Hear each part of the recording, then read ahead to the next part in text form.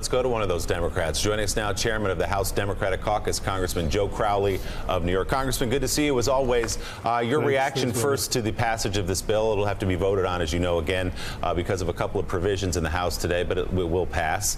You've called this bill a scam. What specifically about the bill do you object to? I think it was a bait and switch on a proportion we've never seen before. The president said that he would help the middle class. He campaigned on that in middle America. And in essence, what he's doing here and what the Republicans are doing today is giving a huge corporate tax break. As you just mentioned, 14%. The middle class, a third of the middle class, 30%, will see a tax increase under this bill.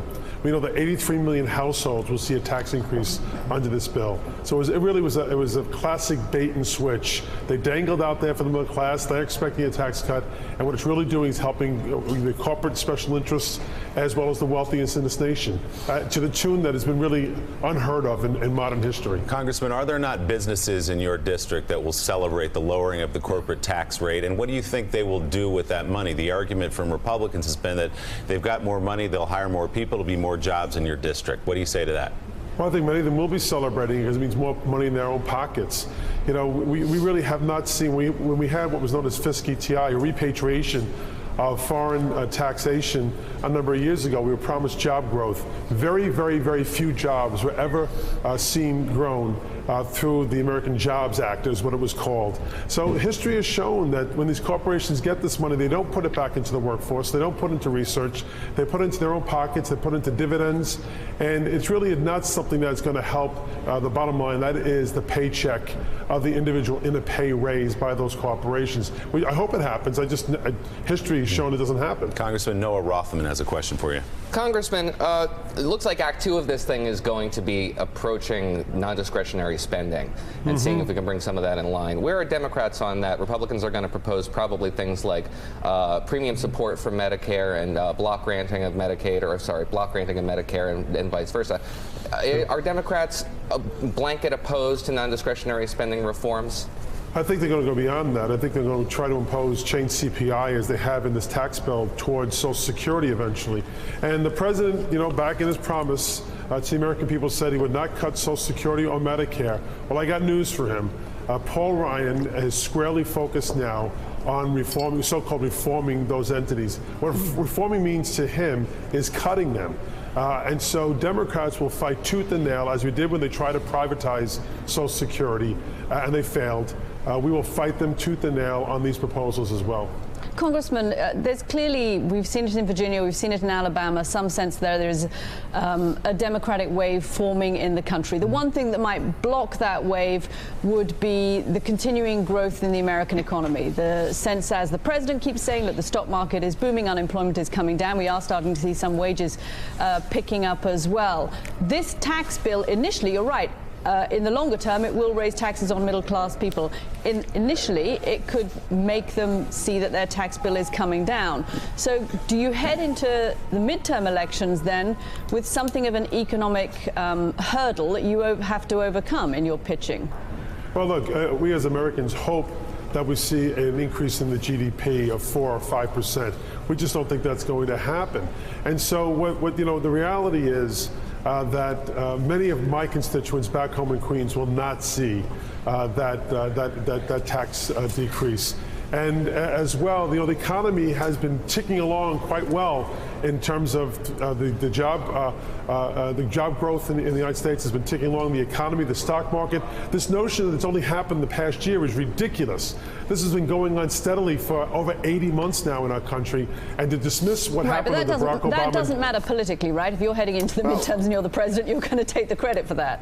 Well, you know what? The reality is the American people won't be fooled by what they're doing to undermine this nation, and that is to starve the beast, as they say, starve the government, and all to make cuts to programs that we believe has helped lift up the American people throughout the last 8 decades. Social Security, Medicare, and Medicaid. These are things that have helped expand opportunities for insurance in this country. Republicans never liked them in the first place, and the #1 goal is to repeal them or to at least reduce them. So, Congressman Joe Scarborough here. Let me ask, why would Democrats do anything to help the Republicans keep the government open when they're not going to do it on your terms? And basically Democrats in the House would be doing the bidding of the Freedom Caucus, who's not going to vote, to increase the debt ceiling, most likely. Well, I think, Joe, the issue really is whether or not we have leverage. If the Republicans can convince the Freedom Caucus to vote for a short-term extender that doesn't increase spending for the new year, they've demonstrated they've been able to do that. But if they can't, and they come to Democrats with a bill that is lacking in the issues that we care about, whether it's CHIP, whether it's community health centers, whether it is the issue of Puerto Rico and the Virgin Islands, Florida and Texas, whether it is DACA, whether it is pension reform, those are issues that we care about, and it would be more reflective of our values if they need our votes. Congressman, it's Steve Kornacki. So you want to run against this next year in 2018. Is the message then that you elect Democrats in 2018, you get full repeal, every single rate that goes down because of this goes back up to its current level if Democrats get elected next year? Look, I think once they pass these tax cuts, as egregious as they may be, it'll be very difficult to turn them around if simply the House is taken over by Democrats. But I would suggest that this was not done in a bipartisan way, that Democrats would look at doing things differently, and I think would focus more on giving a tax break where it's really needed to the middle class. We don't think that this is going to trickle down, as they say, to the middle class, or necessarily help the economy of the middle class as well. But let me just stay on that point then, because the rates are going down, at least initially, at the lower end of the income scale here. Would you keep those in place? Would a Democratic Congress say, you know what, we'll keep those in place, we'll raise the... Is there part of this you'd keep in place?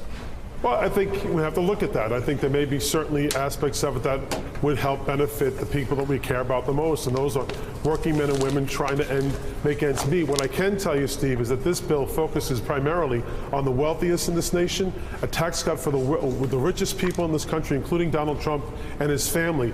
They benefit the most, by far, of anyone in the passage of this tax bill. Democrats, they're not our focus. The focus for Democrats will be working men and women, people struggling to make ends meet, people who are struggling for a job in middle America, people who have felt forgotten, and certainly by this president and Republican Congress now. All right, Congressman Joe Crowley, representing the 14th District of New York. Congressman, thanks so much. Good to have you with us. Thank you, Willie.